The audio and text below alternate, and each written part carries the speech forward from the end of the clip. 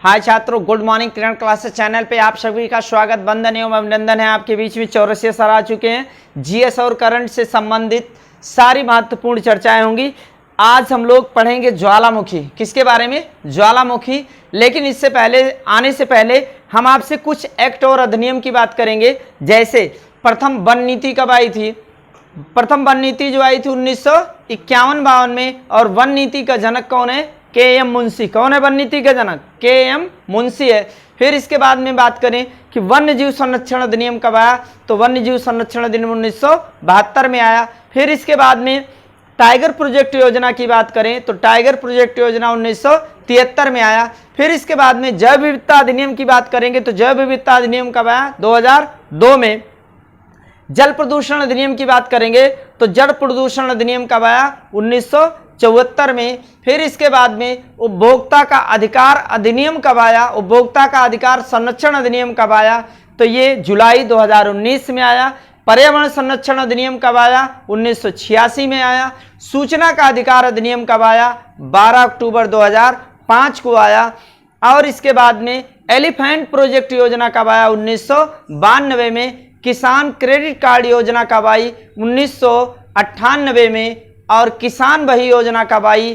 तो 1992 में किसान बही योजना आई। फिर इसके बाद में मिड डे मील योजना कब आई? तो मिड डे मील योजना आई आपकी 1995 में। तो आइए हम सभी अब बात करते हैं किसके बारे में? ज्वालामुखी के बारे में। ज्वालामुखी, ये वही ज्वालामुखी है, इसे ही पृथ्वी का सुरक्षा वाल्व कहा जाता है। तीन बातें। पृथ्वी का सुरक्षा कवच किसे कहा जाता है? ओजोन लेयर को कहा जाता है, ओजोन परत को कहा जाता है। पृथ्वी का सुरक्षा वाल्व किसे कहा जाता है? तो ज्वालामुखी को कहा जाता है। पृथ्वी का फेफड़ा या हृदय की संज्ञा किसे दी जाती है? तो अमेज़न के वर्षा वनों को दी जाती है। तो आइए ज्वालामुखी के बारे में हम सभी देखेंगे। यहां पर जैसे ज्वालामुखी का निर्माण कैसे होता है, तो ये आपकी मान लीजिए ये आपकी हो गई ज्वालामुखी पाइप। क्या हो गई? ज्वालामुखी पाइप धरा से नीचे से इसी में से इसमें निकलता है और धीरे धीरे यहां पर आकर के इसका जमाव होता है। और ये लावा जो है ज्वालामुखी से जो निकलता है ये क्या होता है? मैग्मा होता है। और जो मैग्मा आकर के धरातल पर ठंडा हो जाता है तो इसी को क्या कहा जाता है? लावा कहा जाता है। क्या कहा जाता है? इसी को लावा कहा जाता है। ये आपकी क्या है? ज्वालामुखी पाइप है। ये आपकी ज्वालामुखी, इसे ज्वालामुखी पाइप कहा जाता है। क्या कहा जाता है? ज्वालामुखी पाइप। ये आपका क्रेटर है। क्या है भैया? ये आपका क्रेटर है। अब जब क्रेटर का रूप बड़ा हो जाता है, कुछ इस आकार में हो जाता है, तो इसी का नाम क्या दिया जाता है?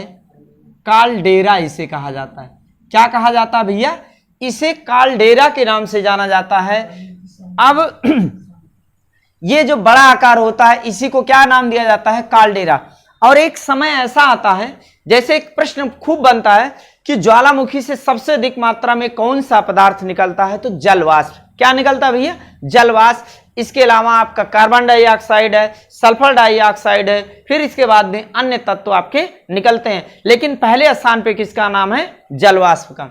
और एक समय ऐसा आता है ना कि इसमें से उद्गार बंद हो जाता है। जब निकलना बंद हो जाता है तो इसके मुख पर आपका जल और मिट्टी के कण जमाव हो जाते हैं।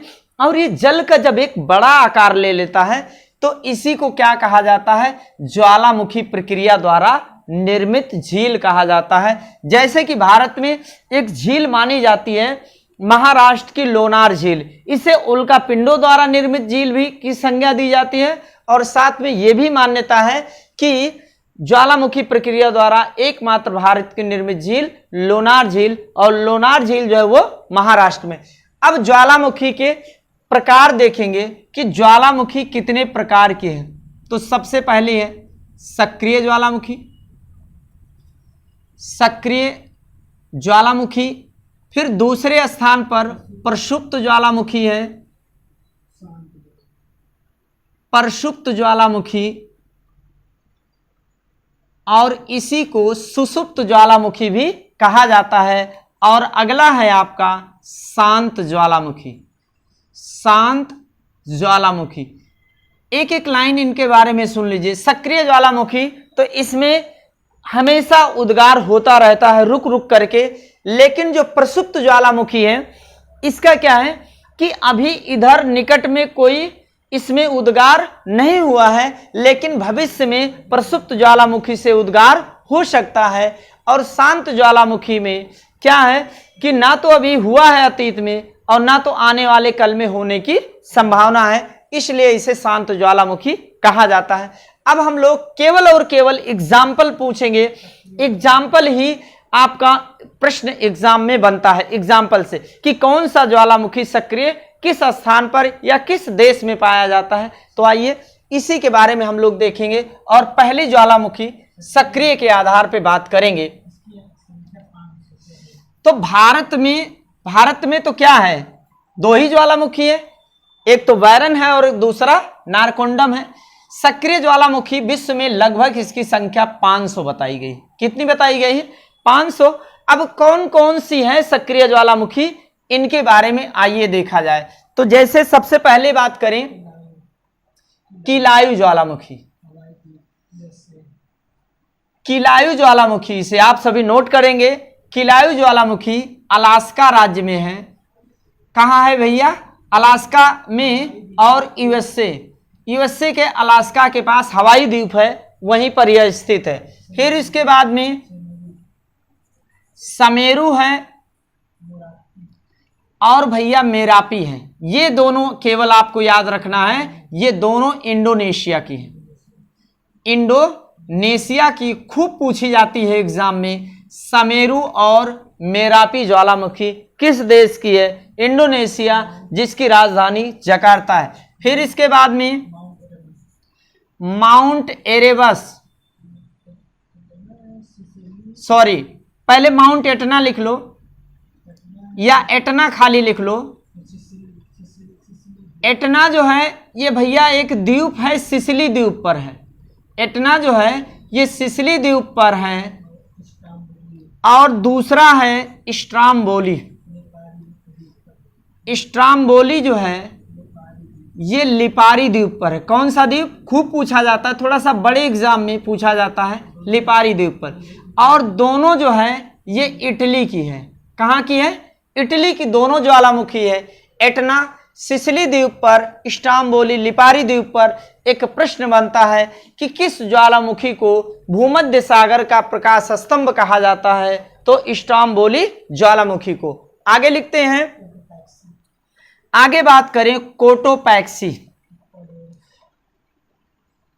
कोटोपैक्सी जो है वो इक्वाडोर की है। किसकी है? इक्वाडोर की है और ये दक्षिण अमेरिका में है और जिसकी राजधानी क्यूटो है। फिर इसके बाद में माउंट एरेबस। माउंट एरेबस जो है ये अंटार्कटिका महाद्वीप की है। एरेबस, माउंट एरेबस ये अंटार्कटिका महाद्वीप की है। अंटार्कटिका महाद्वीप की है, जिसका नाम एकमात्र है। और अगली है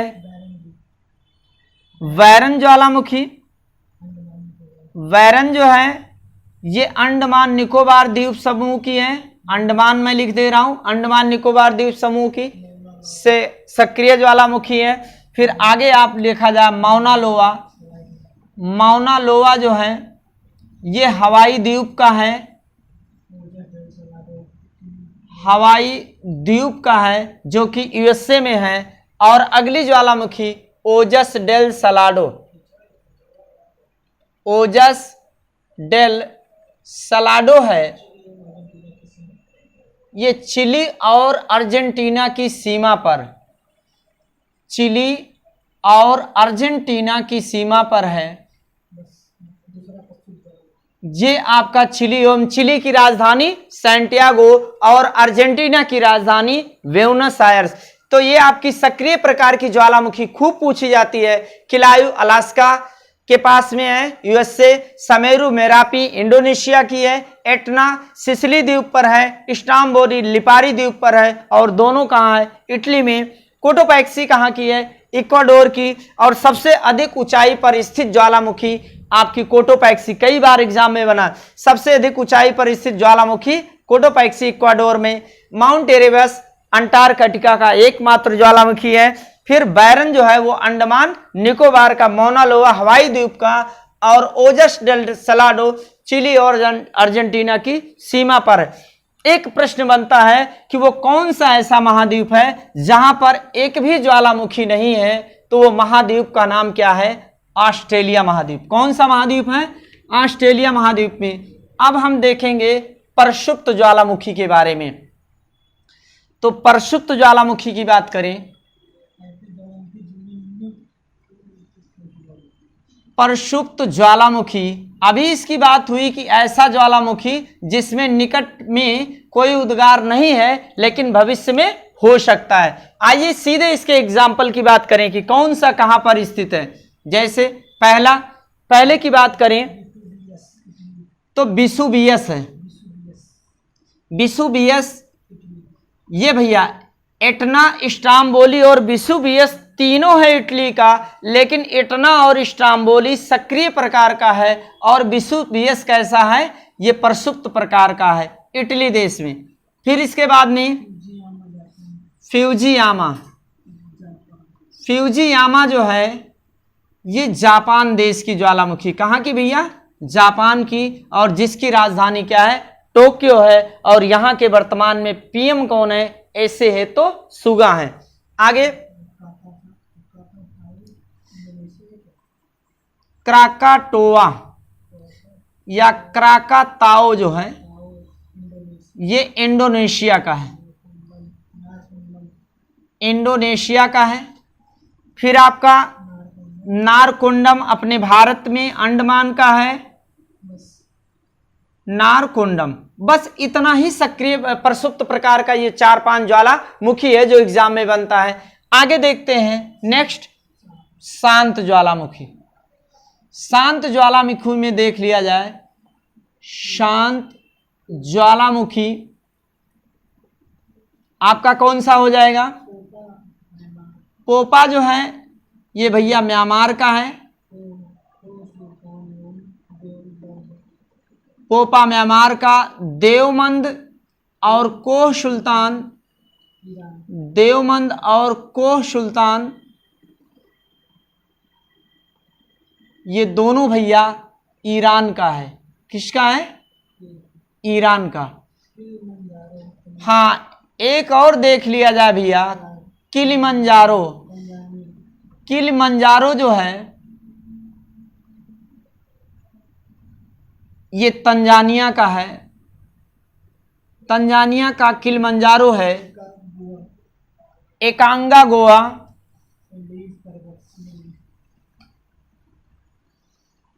एकांगा गोवा जो है ये एंडीज पर्वत पर स्थित है।